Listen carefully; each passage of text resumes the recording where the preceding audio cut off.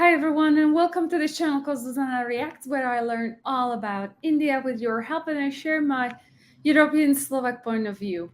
And in today's video, as I love spirituality, we will look into Hinduism and what I think about Lord Shiva. And I have definitely studied a lot of spiritual practices before, but I never really gotten around Hinduism. So I'm very curious what I actually will have to say about that. So, with further ado, let's kick off. Shivling is a symbol that represents Lord Shiva as the most powerful deity. Temples are built in his honor, including a shivling, which represents all the energies in the world and beyond. There is no origin or form that can be associated with Shiva. Humans need a symbol to worship, so the ling was created. It's interesting that humans need a symbol to worship. Why do we need a symbol to worship? What do you think? Ling means symbol. For example, if someone used a stethoscope, it could identify that person is a doctor. A ling is just a symbol to identify something. This symbol we call shivling has a scientific explanation. Shivling consists of three parts. The bottom, that has four sides, remains underground. The middle part, that has eight sides, remains on a pedestal. The top, which is actually worshipped, is round. The height of the round part is one third of its circumference. The three parts symbolize Lord Brahma in the lower part, Lord Vishnu in the middle, and Lord Shiva in the upper part. The pedestal is provided with a passage to drain the water that poured on the top. Lingam symbolizes the creative and destructive power of Lord Shiva and the devotee attribute great holiness to him. This does not mean that others should give a false meaning to the image of Shivling. It is unfortunate that Western scholars have mistakenly associated this lingam with a phallus, a male sexual organ, and have seen obscenity in worship. As it So, how do you feel about that? Because obviously it's your deity, and when you see these things, how do you feel about it? I presume not great, right? is described that Lord Shiva has no form, it is ridiculous to claim that lingam represents a phallus. That is why Swami Vivekananda described Shivling as a symbol of eternal Brahman. Hinduism opposes science. It doesn't even oppose other religions. Science is a continuous effort to discover and increase human knowledge of the physical or material world through experiments and observations. But Hinduism has the strength to provide answers to certain problems that science has not been able to solve. Shivling represents the entire cosmos, and the cosmos, in turn, is represented as a cosmic egg. Again, an egg is an ellipsoid that represents neither a beginning nor an end. The Interesting, because it's kind of like the in other ancient tradition, like the circle of life. No beginning, no end. It's kind of like the definition of God, right? truth behind the scientific research conducted by scientist Niels Bohr shows that the molecules are made up of atoms that consist of protons, neutrons, and electrons, which play a vital role in the composition of shivling. In those days, instead of using those English words such as protons, neutrons, electrons, and energy, ancient I don't think that they're English words. I think they're just, you know, it's physics, and I think that for the most of the part, what spirituality is physics. Just many people perhaps don't realize that. sages used words such as lingam, Vishnu, Brahma, Shakti, etc. Since Sanskrit was the dominant language in those periods, Sheikh Vyas, the author of Mahabharata, mentions Mahabharata. We actually study that in our schools. that Lord Shiva is smaller than subatomic particle like proton, neutron, and electron. At the same time, he also mentions that Lord Shiva is greater than anything greatest.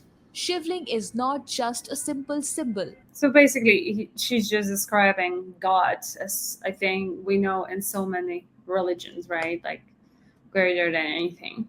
Our rishis wanted to send a message to the masses that they can see the smallest form of nature in the form of shivling. Shivling represents the atomic structure.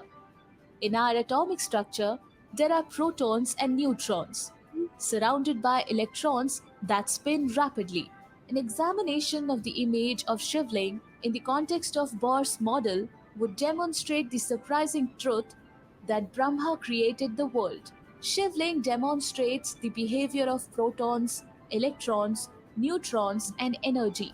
Lord Vishnu means proton with a positive electric charge. Lord Shiva means neutron without an electric charge. Lord Brahma means an electron with a negative electric charge. Shakti is represented by an oval shaped disk with three ridged. It's interesting because in the concepts that I've been looking at, it's just kind of when it comes to creation and the world, which I believe is described here, it's about like the God in a way is described as this positive and negative polarity working together in its entirety. So it's interesting to see that there is like a based on your tradition, there is a third entity. Carved on its periphery. She is energy and plays a vital role in the universe. If we look at Lord Vishnu's portrait, a lotus that emerges from Lord Vishnu's navel is depicted, and Lord Brahma is shown sitting on the lotus. Lotus means energy that has the force of attraction. The lotus stem can bend due to its flexibility, indicating that Lord Brahma moves around Lord Vishnu. Ah, This is a message that the electron is attracted to the protons due to the opposite electrical charge. In addition, neutron is represented as Lord Shiva, which has no charge. The nucleus of the atom also contains neutrons. hmm. Neutrons are about the same size as protons, but they have no electric charge. Neutrons are very close to the nucleus of the atom with protons. When the nucleus of the atom contains as many as protons and neutrons, the atom is stable. Hmm. Similarly, the ancient sages have suggested that when Lord Shiva is not disturbed and separated, he remains calm. Lord Shiva keeps calm because Shakti takes the form of Renuka. The energy that forms the molecule is denoted by their valency, which in Sanskrit is Renuka. Renuka is one that produces Renu, or a molecule, two atoms from a molecule. Therefore, the ancient Hindu sages brought the idea of Shakti as Lord Shiva's wife and as part of Lord Shiva and dance around Lord Shiva all the time. However, when neutrons is disturbed and separated, disasters occur, which means It's very interesting way of looking at it. So I believe sometimes like in the old ages that the civilizations because they did not have the names, they couldn't describe it, they described it in their own terms and created those terms then that's been traded down to the generations, and in the end they were just there like a concept to explain about the world.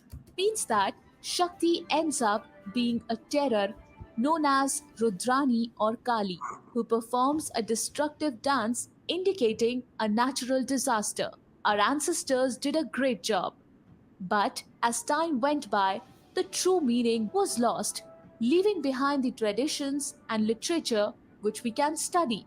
We must study all the ancient literature which we can study. We have to study all the literature and ancient traditions to revitalize knowledge. Thank you so much, guys.